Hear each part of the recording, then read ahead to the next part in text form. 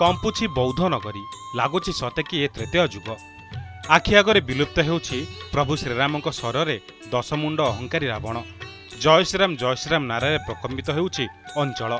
तेबे ओडिशार विभिन्न पुरपल्ली रामलीला नाटक परिवेशित होता है किंतु बौद्ध सहर में यह रामलीला एक स्वतंत्र स्थान अधिकार करिपारिछि।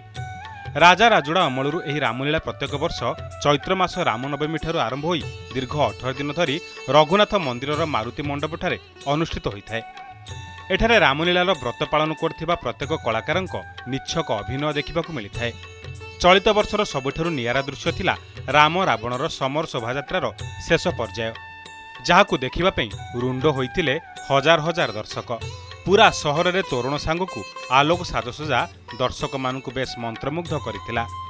सहरर चारिपटू 10 गोटी रावण रथ परिक्रमा करने सहित आतशबाजीर आकर्षणीय खेल परिवेषण दर्शक माने मन भरी उपभोग करथिले। दिन बेला गोटे मेल खाऊँ आ भूमि रे शोचु आ रघुनाथंकर परंपरा यही परिकी जे माने आमे 18 दिन काल आम जना पड़ी ना कि आ बहुत आनंद लगुच आ सुंदर शांति भी मिलूचे बहुत किसी। आज मो सन्मुख संग्राम पड़ीछु मानर केते शक्तिधर प्रभंजन पुत्र आज रावण करिब तते परीक्षा।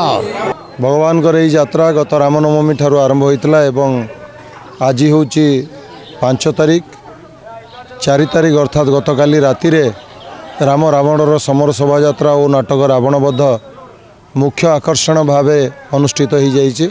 सेटा सत आम जो राम सेतु पथर अच्छी से पानी रे जेते बुड़ेले भी से ऊपर को उठिकी भासी थाए। सेटा आम जन्म कर्म नहीं से दिन से पथर अच्छी आम पूर्व पुरुषों टाइम रू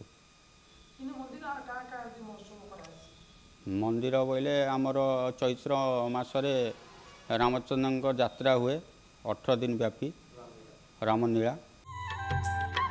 रामलीला देखिले लगुछि सते जेपरी बौद्धगड़ एक लंकागड़। यह कार्यक्रम जिला तथा जिला बाहर विभिन्न सांस्कृतिक दल अंशग्रहण करिथांती। शेष श्री रामक राज्याभिषेक सहित सहर परिक्रमा होता है। बौद्धरू दीपक आदरंग रिपोर्ट, ओडिशा रिपोर्टर।